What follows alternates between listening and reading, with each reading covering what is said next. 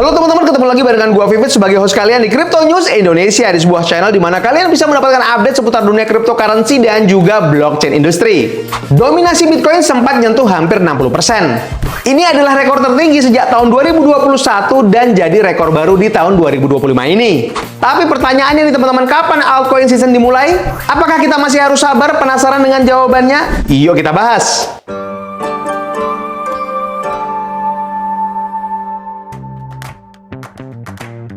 Jadi gini nih guys, BTC Dominance alias BTCD mengukur seberapa besar dominasi market cap Bitcoin dibanding total aset kripto lainnya. Bitcoin Dominance ada di angka yang sekarang. Banyak para analis bilang ini bisa menjadi titik balik. Tapi nyatanya teman-teman belum tentu juga. Para analis terbelah menjadi dua pendapat.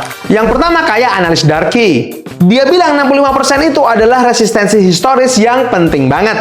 Kalau gagal tembus bisa jadi Bitcoin Dominance jatuh dan altcoin mulai ngegas. Katanya juga nih teman-teman, kalau dominasi Bitcoin turun drastis ke 39%, itu pertanda sudah mulai masuk alt season.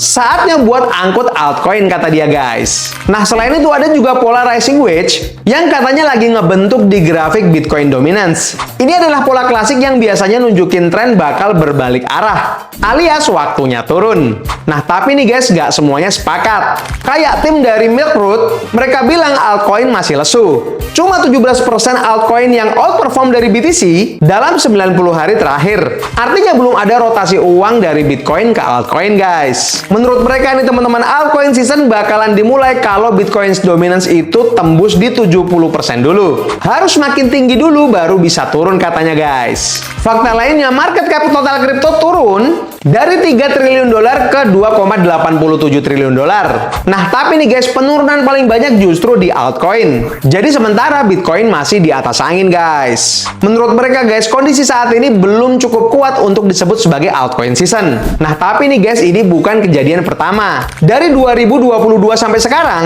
Bitcoin Dominance sudah naik terus dari 39% ke 65%. Tapi tiap kali ada yang bilang alt season dimulai, kenyataannya zonk nih guys, malah banyak yang nyangkut. Kenapa bisa begitu? Salah satu alasannya ya karena pemain besar seperti BlackRock dan juga Michael Saylor cuma beli Bitcoin doang guys, nggak pakai pindah ke altcoin, jadi arusnya nggak muter. Nah, co-founder dari Coinbase guys punya teori lain. Katanya altcoin season biasanya dimulai 320 hari setelah Bitcoin nyentuh bottom. Dan itu guys kira-kira ya sekarang ini guys, Mei 2025. Cuma ada beberapa syarat yang belum kejadian. Investor retail juga belum rame dan dev aktifnya juga belum balik full. Sekarang total market cap altcoin tanpa stablecoin ya itu cuma di sekitar 800-an miliar dolar. Turun 28% dari awal tahun. Jadi kalau mau dibilang alt season kayaknya belum. Kesimpulannya nih guys, meskipun Bitcoin Dominance sudah di puncak, altcoin season sejati belum tentu kejadian. Masih banyak faktor yang harus nyatu dulu guys. Jadi gimana nih guys menurut kalian? Apakah altcoin season bakal segera terjadi atau kita masih harus sabar menunggu dulu? Coba tulis pendapat kalian di kolom komentar.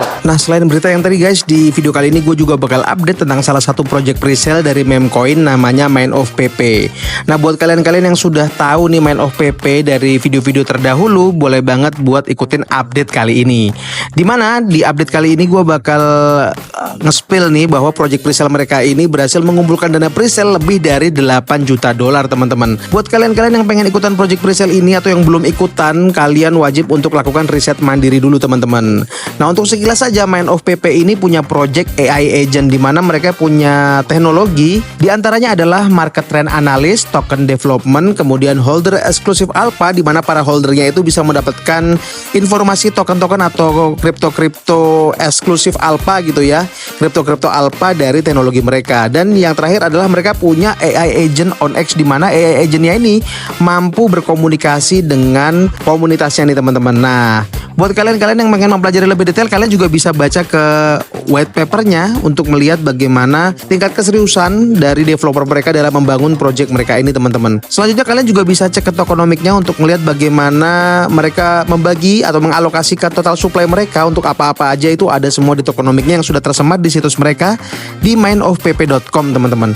Nah, mereka ini juga punya project staking di mana project staking ini punya estimasi reward ratusan persen nih. Nah, Ketika kalian sudah punya conviction ataupun keyakinan gitu ya terhadap meme coin yang satu ini, boleh banget kalian ke beranda terdepan mereka untuk melihat bagaimana project presale mereka. Di mana project presale mereka ini bisa dibeli dengan kartu kredit dan juga bisa dibeli dengan kripto. Kalian tinggal klik aja buy with crypto. Kemudian kalian bisa menghubungkan Base Wallet kalau kalian punya Base Wallet, kemudian wallet yang kalian miliki, MetaMask dan juga Coinbase Wallet.